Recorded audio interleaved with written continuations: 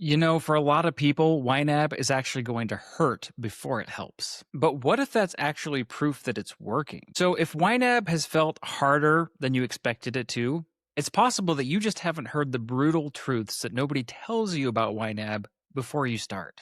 I spent years being stuck and stressed about money myself, and learning these things is what finally fixed it for me. And now I've coached over 100 other people through these same painful experiences. And in this video, I'll show you the 5 truths that hurt the most, why each one is actually good news, and how to conquer them. So let's start with the very first truth. And it might be the most surprising one in this whole video because YNAB literally used to be called You Need a Budget. Turns out it took YNAB themselves quite a while to learn this one, which is that YNAB is not, in fact, a budgeting app. And for very understandable reasons, almost everyone trips up on this from day one without ever realizing it. Maybe you've used a budgeting app before. Maybe something like Mint, may it rest in peace.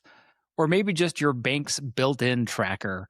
Or maybe a spreadsheet that you built on your own and were quite proud of. And every one of these has at least one of these two same jobs.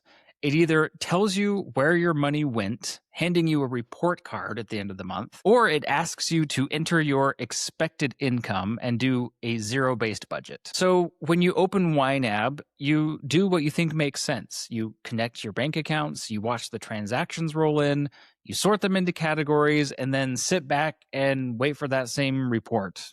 Except it never comes. And even worse, the whole screen seems to light up against you. Overspent categories, yellow and red warnings everywhere. It feels fiddly and overcomplicated, and after a week of poking around, you start wondering if you're just not cut out for this. So when I first started with YNAB, I did exactly the same thing. I was coming from Mint and spreadsheets. I connected my accounts, the transactions started to pour in, and I waited for it to somehow fix my money, but, surprise, it didn't. My whole screen was just that same wall of red and yellow you might be familiar with. And I felt like I just had a mess on my hands.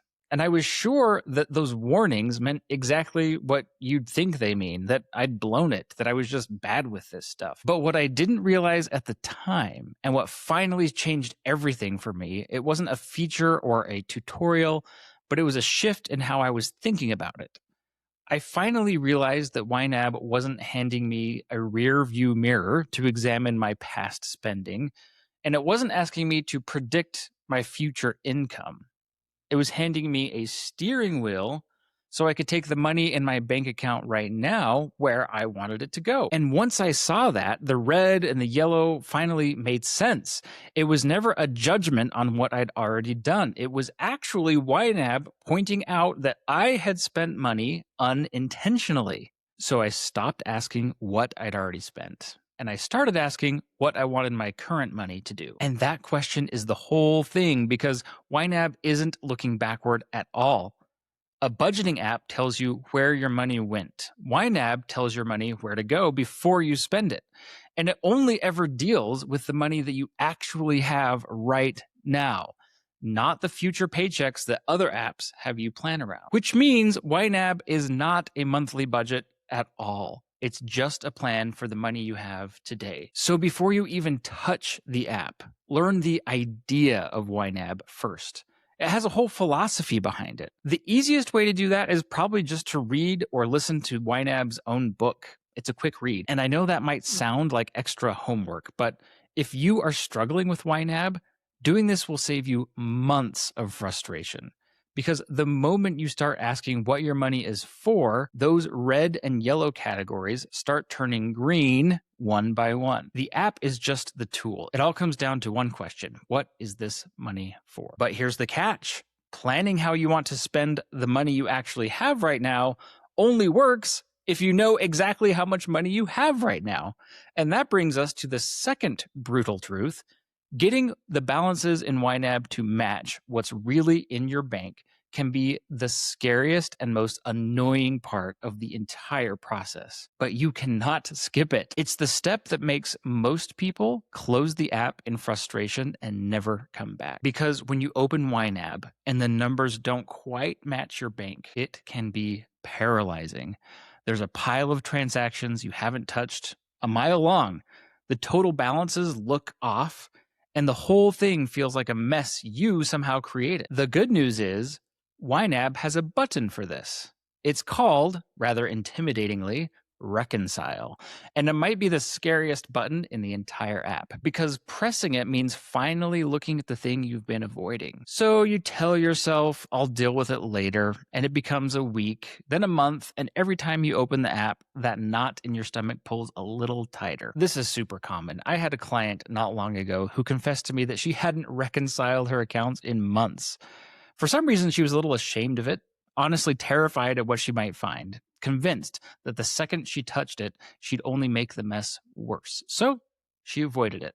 And the dread had just been building up the whole time. Finally, I convinced her to hit the reconcile button anyway. Just once. Just do it. So she did. And YNAB looked over everything and told her it all added up. Her accounts were fine. And I watched months of low-grade stress drain right out of her, replaced with this huge wave of relief. The thing she'd been dreading for months turned out to take about 5 seconds. Here's the thing. Reconciling should not be about catching mistakes.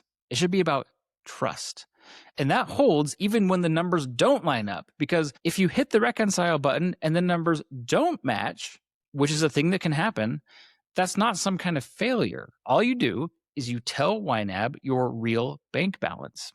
YNAB makes a small adjustment, or large, depending on how off it is, and suddenly, in the click of a button, your plan is grounded in reality again. Because until those bank balance numbers in YNAB match reality, your plan is pure fiction. And deep down, you know it, which is why you keep sneaking back to your bank app to decide what you can actually afford.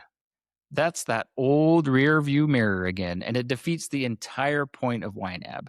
So you can't skip this. Reconciling is what makes your plan real enough to actually trust. Real enough that what does my bank say becomes what does my plan say. So if you're new at YNAB, I recommend reconciling your bank accounts every single day at first.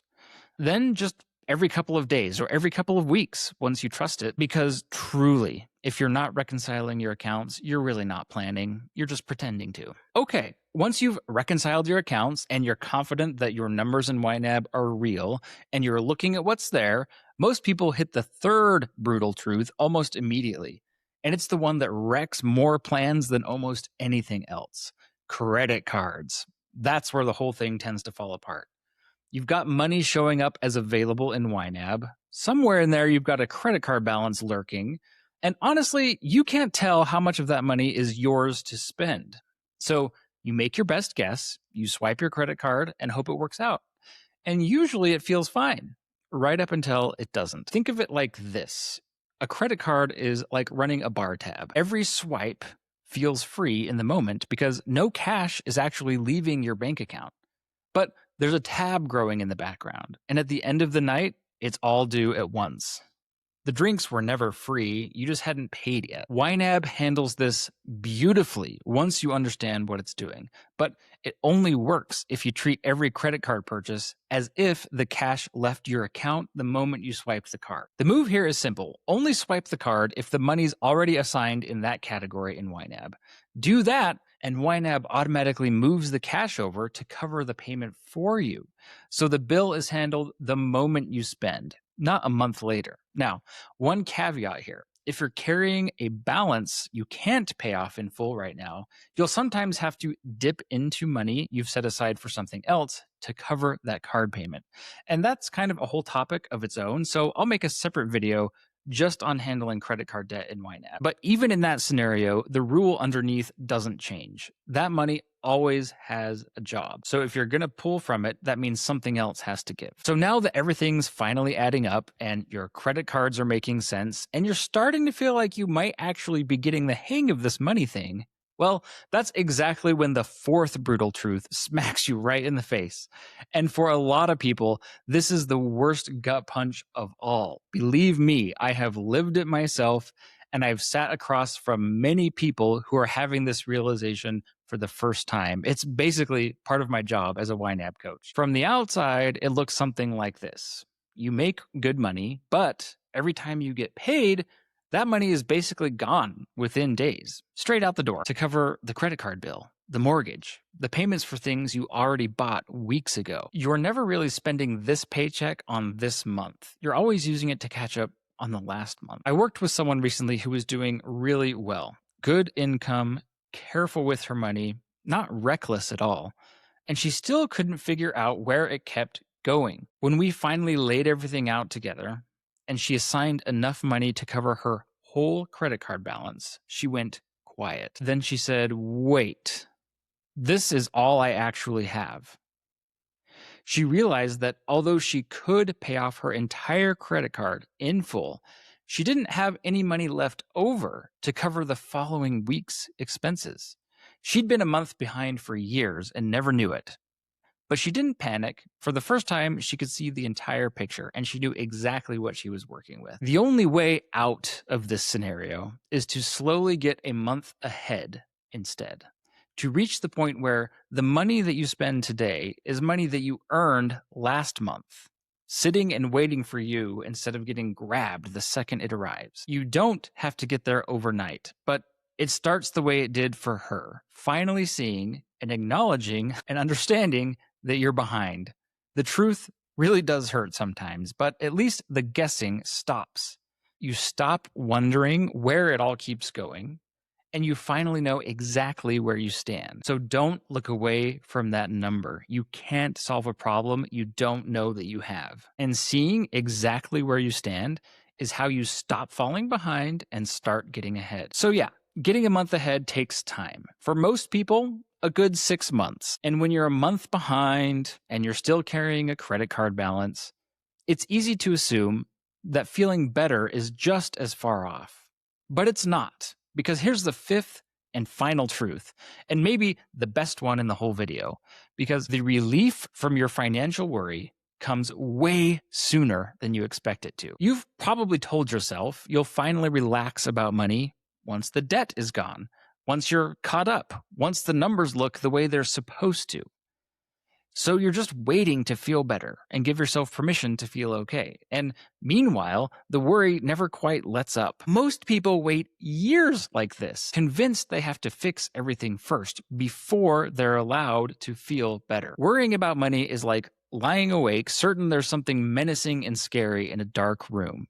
And YNAB is turning on the light. It doesn't change what's in the room, but the fear stops the instant you can see, because the fear was never about the room, it was about the darkness.